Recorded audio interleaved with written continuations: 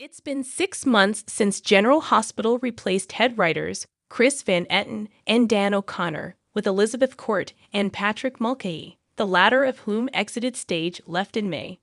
How is the show doing post-switches? Let's review, using some of our observations and some that we gleaned from our always hopping message boards.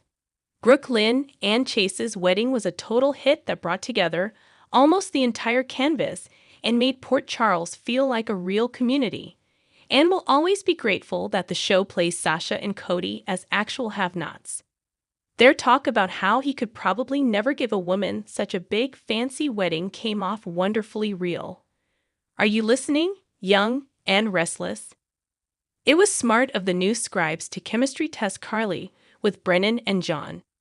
We're kinda rooting for the erstwhile Jagger, considering how pissed it would leave Sunny.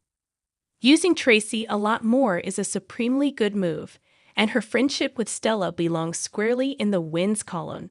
And we'll give kudos, too, for re-pairing Maxie with Spinelli after her mismatches with Peter and Austin. Moving Alexis back into the legal arena was a no-brainer. Now that all the Molly recasts have settled down, we're liking her and TJ more and more. Finally, though we were hoping against hope that it would turn out that Gregory had been misdiagnosed so that he could live on and explore his and Tracy's feelings for one another, we'll still give General Hospital credit for actually killing off a character, and presumably having him stay killed off. If even death isn't final, storylines can have no stakes, and if there are no stakes, why should we care? If Nina and Drew could never again have hate sex, that would be swell, thanks. Why isn't the show taking advantage of this opportunity to reunite her and Valentin? It made zero sense that Christina would be so shocked that Sunny isn't a saint. What did the former star of Mob Princess think that Daddy did for a living? Why in the wake of Spencer's death has Trina been relegated to the back burner and her grief so underplayed? Ukraine's Zelensky disappointed. Some leaders have not yet committed to attend peace summit. The Pikeman story feels like it's been written and rewritten a dozen times. And we still haven't landed on a through line that makes sense. Why is Laura making nice with Cyrus, who put her daughter in a coma, and Heather, who was a piece of work long before she had cobalt poisoning?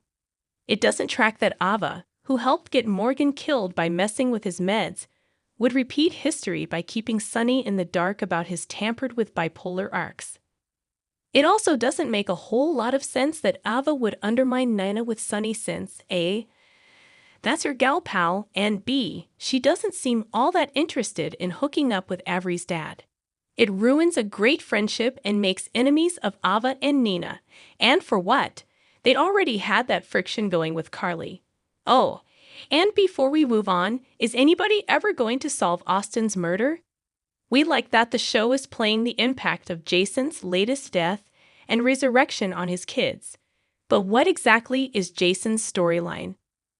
Why were he and Carly friend-zoned rather than allowed to pursue the feelings that had reawakened before their marriage? It's hardly as if he and Sunny haven't traded love interests back and forth before. As lovely as it is to see soap vet Eva LaRue back on screen, we're not sure what Natalia brings to the canvas that wasn't already being brought by Carly, Ava, Nina, or Lois. How did Natalia manage to cut in line and get a shot at Sunny before old pal Lois did? As into Jex as we are, we're all for the young lovers having obstacles thrown at them. But having Jocelyn be so shocked that murder might be among Dex's duties while working for Sunny was a head-scratcher.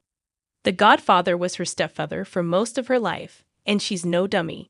She should have known exactly what Dex, and Jason before him, might be ordered to do. There's so much potential in deception, potential that goes beyond the constant state of frenzy in which the company finds itself. Perhaps it's time to bring in new management, calling All My Children's Erika Kane, and turn it into the kind of company that runs on ambition and profit instead of squabbling and chaos.